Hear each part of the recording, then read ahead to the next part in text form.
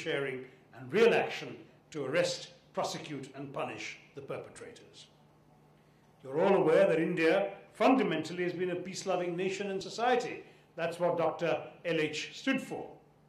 As the third largest contributor of peacekeepers to the United Nations, India has been instrumental in promoting the peaceful resolution of conflicts. India has consistently and peacefully helped various other developing nations to facilitate democracy in their respective countries. India helped conceive the idea of the United Nations Democracy Fund, and along with the United States, and remains a major funder, major donor to this fund. A democracy is made of its people, for its people, and by its people. Over the years, the various governments of India have placed the welfare of its people over any destructive external agenda. Even in 1948, when the Kashmir issue arose, our first Prime Minister, Pandit Jawaharlal Nehru, took the issue to the United Nations so that a peaceful solution could have been sought. It was Nehruji's proposal that a plebiscite be held immediately to ascertain the wishes of the people. Though Nehruji's decision to appeal to the UN has been seen by some within our country as a blunder that snatched diplomatic stalemate from the jaws of imminent military victory, I think that is unreasonable. After all, Pakistan could just as easily have raised the issue at the UN and it would have found some support. India has been consistently committed to finding a sustainable solution for Kashmir through peace talks, albeit so far unsuccessful. Unlike various developed nations that have invaded other countries without the approval of its people, India has refrained from resorting to violent measures unless the safety of its people is a threat. It understands that terror cannot be dealt with through terror. Unlike our neighbors, the army in India does not make foreign policy. That is the prerogative of an elected civilian government that is determined to engage in dialogue with its eyes open. Apart from being trained for combat, army officials are taught to serve the nation and work for the greater good of its people. We saw the noteworthy, noble work done by the army during the recent floods in Uttarakhand, or the work that has been consistently doing to preserve the integrity of our nation in Jammu and Kashmir or the Northeast. Apart from external organizations trying to create terror internally, Indian democracy has been a hotbed for internal terrorism too. In the last session of Parliament held in August this year, one of the rare functional days that the session saw, Minister of State for Home R.P.N. Singh informed the Lok Sabha that the government has identified 65 terror groups active in the country, out of which 34 are in the state of Manipur. This is not something new for India. Since independence, various internal groups have threatened Indian democracy, from Naxalites to various independent, pro-independence groups in north-east India, from groups spreading communal violence to those fighting for new states. Indian democracy has had to tackle the issue of internal terror on an ongoing basis. Many of these groups have been predominantly leftist by nature. In April 2006, Prime Minister Manmohan Singh called the Maoist insurgency the single biggest internal security challenge ever faced by our country. Various other insurgency movements have been mushrooming in our nation. But one needs to understand that no terrorist organization, however well-motivated, well-trained, and well-financed, can hold a democracy to ransom. The whole emanation of the idea of India, to borrow Rabindranath Tagore's famous phrase, is the idea of a plural civilization, a civilization that has been created by generations of people of various backgrounds coming together to contribute to our history, and a civilization capable of infinite resilience and fortitude. Nehruji spoke about India as a palimpsest, written over by new succeeding waves of people coming to this country, making the India we know today, and yet not erasing what has been written before. The high turnout of the recently held assembly elections in Chhattisgarh and Madhya Pradesh and so on has sent out an unambiguous message to the Naxalites that the people of Chhattisgarh have immense, unshakable faith in the country's democratic polity. The Naxalite movement has gained steam in some of the poorest regions of our country. While India tackles poverty, one of the more interesting debates that has arisen since the spectre of terrorism invaded the global consciousness is the one about poverty and terror. Some have argued, perhaps a bit simplistically, that terrorism is caused by poverty and that the eradication of poverty will lead to the elimination of terror. Certain development advocates have been particularly assiduous in purveying this line, no doubt in reaction to the even more simplistic discourse of those who argue that terrorism is merely a form of evil, divorced from any understandable root cause that must be ruthlessly stamped out in a global war on terror. Repudiation was bound to come sooner or later from the growing band of scholars who study such things. It now has.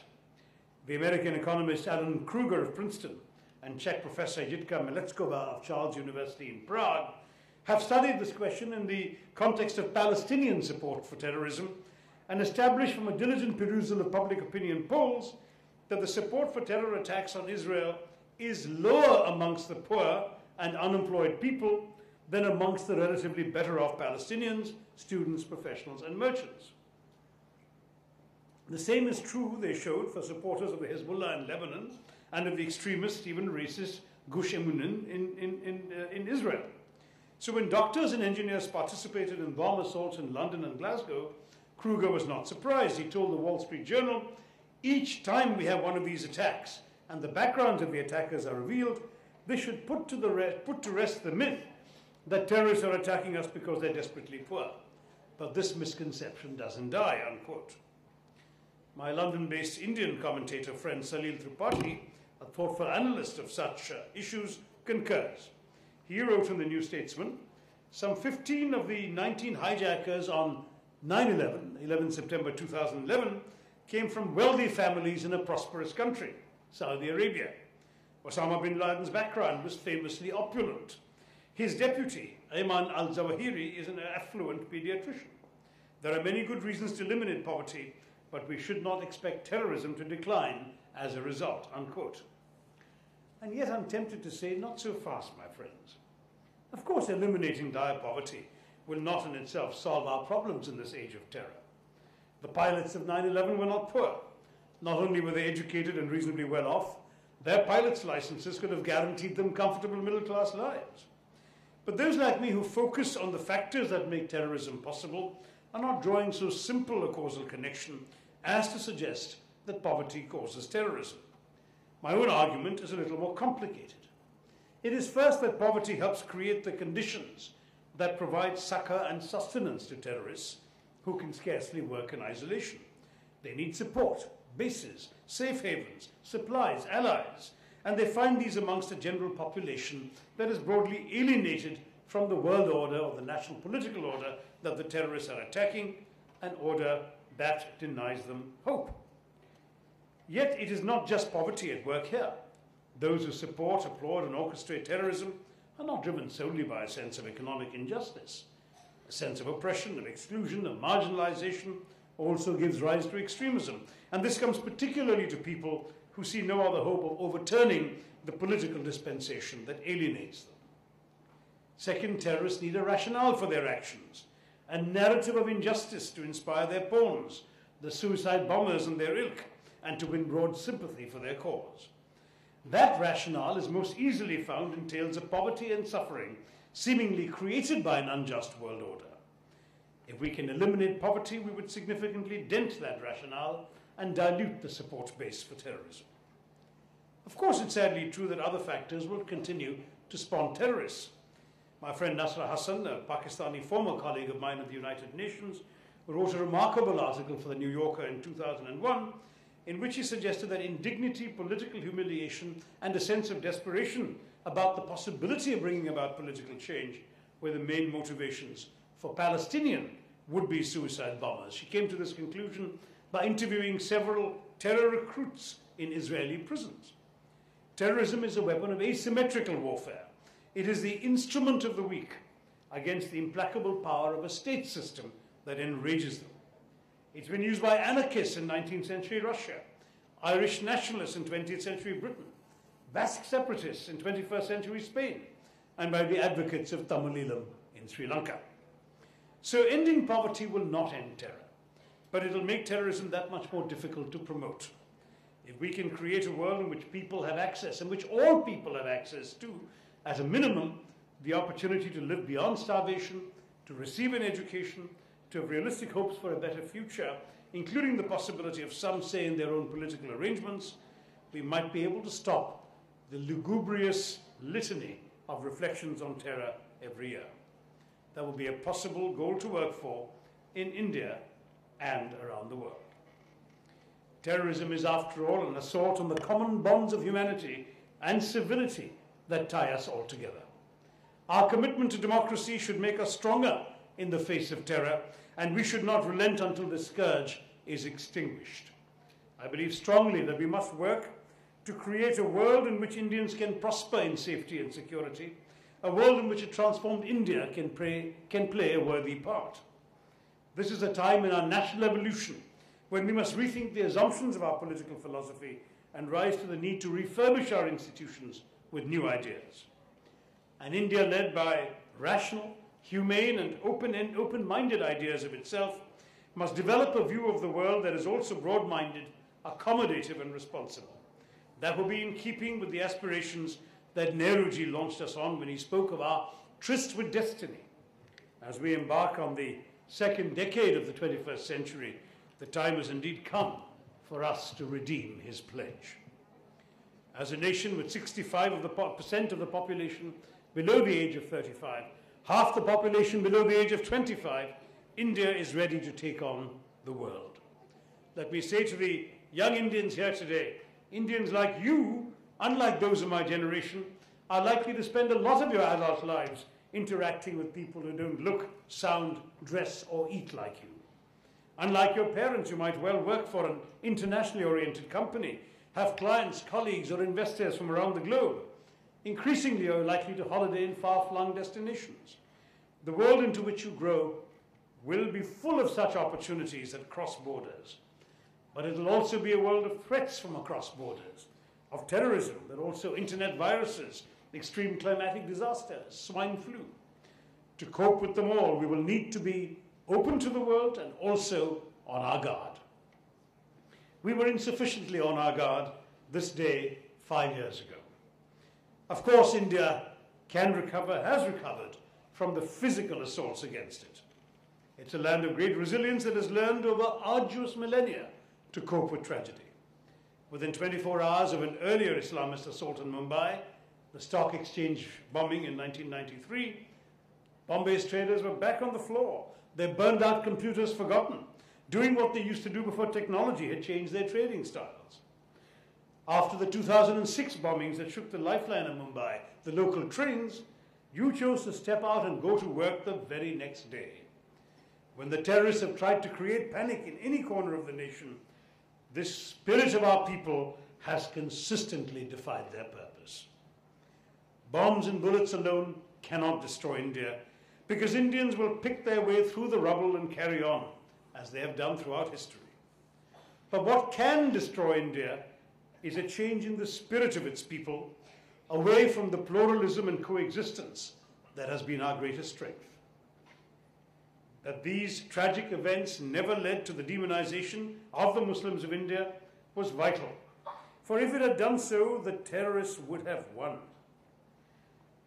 For India to be India, its gateway to the multiple Indias within and the heaving seas without must always remain open. Today we must reaffirm the human spirit, the spirit of Mumbai. The phrase "never again" has been used elsewhere. Today it resonates in every Indian heart. Let us mourn what happened in Mumbai 5 years ago. Let us pay homage to all the victims of this senseless outrage and tribute to those who overcame the horror. But at the same time, let us strive together to ensure that it never happens again. I hope all of you present here today, especially the youth, pledge to not let this spirit of India in you die, as it is your spirit that keeps the country going. We will create a safe, prosperous and just India. In doing so, we will ensure that the politics of hope will always prevail over the purveyors of hatred, within and outside our country. India will be a beacon of strength and stability for the rest of the subcontinent. That would be the best way to honor and cherish the memory of the late Dr. Hiranandani. His beloved Mumbai is far greater than any nightmare these terrorists could have inflicted. Let this day be marked not merely by reflection and mourning, but by also celebrating and reaffirming our faith in the idea of India. 5 years ago, we lowered our heads in mourning. Today, let us raise them again in hope. Thank you, and Jai Hind.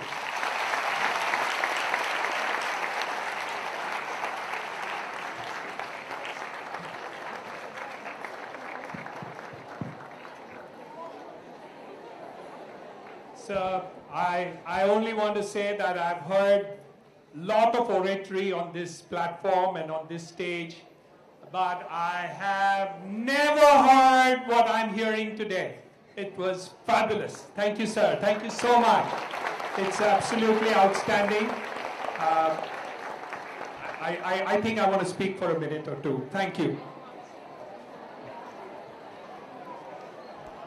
Ladies and gentlemen, my young friends, I think if we can emulate that 1% of what Dr. Shashi Tharoor represents today in terms of the future of India, I think we will have achieved a lot. Sir, thank you so much.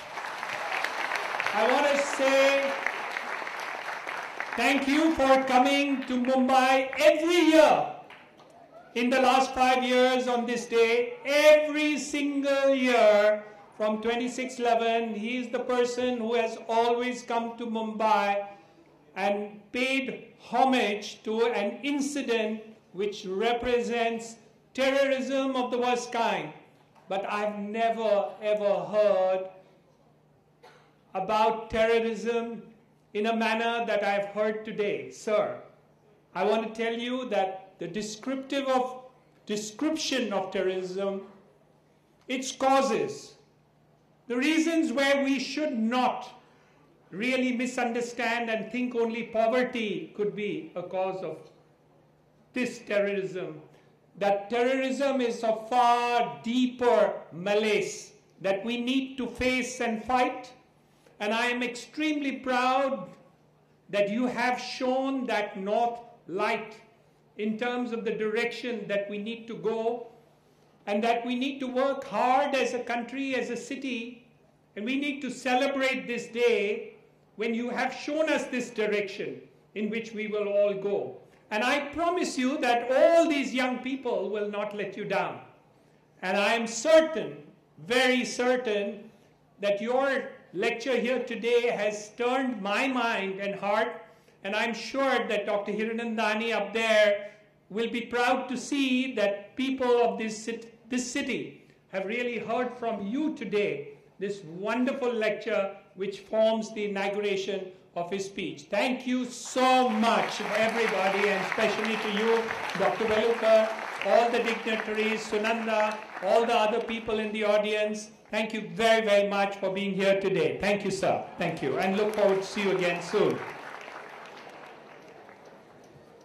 Thank you so much, one and all, for being here. We'd just like to end on an interview, an answer that Dr. L.H. Hiranandani had given on his 90th birthday, where he was asked, what is that one message he would like to give the younger generation? And he said, work hard, have ambition in your mind, have devotion, and you will succeed.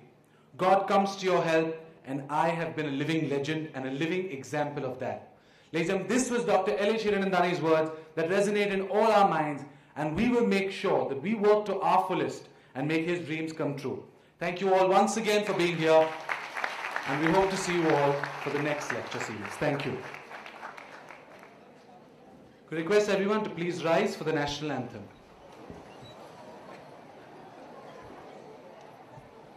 Jana Gana Mana Adhinayak Jaya He Bharat Bhagya Vidhata Punjab Sindh Gujarat Maratha Dravida Utkal Banga Vindhya Himachal Yamuna Ganga Uchchal Jaladhi Taranga तव शुभ नामे जागे, तव शुभ आशीष मागे, गाहे तव जय गाथा, जन गण मंगलदायक जय हे भारत भाग्य विधाता, जय हे जय हे जय हे जय जय जय जय हे. Thank you once again, and we hope to see you all the next time. Thank you and have a good day.